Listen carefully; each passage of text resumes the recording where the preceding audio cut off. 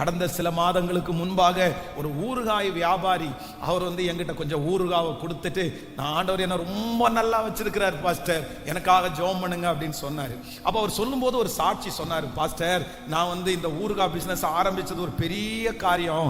என்ன அப்படின்னு சொன்னா, என்னுடைய வீட்டில் செஞ்சு எங்க தெருவில் இருக்கிற ஒரு 10-15 பேருக்கு நான் கொடுத்துட்டு வந்தேன்.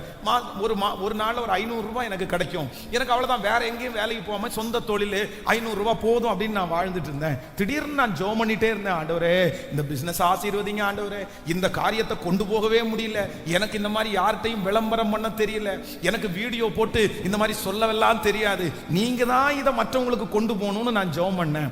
திடீர்னு எங்க வீட்டுக்கு பக்கத்தில் இருக்கிற ஒரு சிஸ்டர் ஒரு பெரிய ஆபீசர், அவருக்கு ஒரு ஊறுகாய் பாட்டில் நான் வாங்கிட்டு போறேன் அப்படின்னு சொல்லி வாங்கிட்டு போனாங்க. வாங்கிட்டு போனவங்க மத்தியான சாப்பாடு நேரத்தில் அந்த ஓனருக்கு வைக்கும்போது அவர் அந்த ஊறுகாய் சாப்பிட்டு அவருக்கு ரொம்ப பிடிச்சிருக்கு.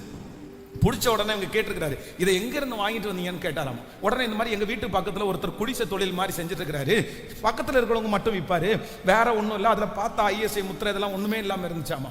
உடனே இவர் சொன்னாராமா, நான் அவரை பார்க்கணும், அவரை வர சொல்லுங்க அப்படின்னு சொல்லி இவர் போய் நின்னா அந்த பெரிய தொழிலதிபர் சொன்னாராமா, சார் உங்களுடைய ஊறுகாய் ரொம்ப டேஸ்டா இருக்குது, ஆனா இது இந்த ஒருத்தருக்கு மட்டும் கிடைச்சா போதாது, இந்த தமிழ்நாடு முழுக்க எல்லா கடைகளுக்கும் போகணும், அதுக்கு நான் என்ன பண்ணணும் சொல்லுங்கன்னு சொல்லி அவருடைய பிராண்ட் நேம் போட்டு அவருடைய பேர்ல ஒரு அக்கௌண்ட்டை ஓபன் பண்ணி அந்த மனுஷனுக்கு ஒரு ஆட் ஒன்று ரெடி பண்ணி அந்த பிசினஸ் பாத்தீங்க அப்படின்னா இன்னைக்கு தமிழ்நாடு அளவிற்கு அந்த மனுஷனை கர்த்தர் தலையை நிமிர பண்ணி இருக்கிறார்.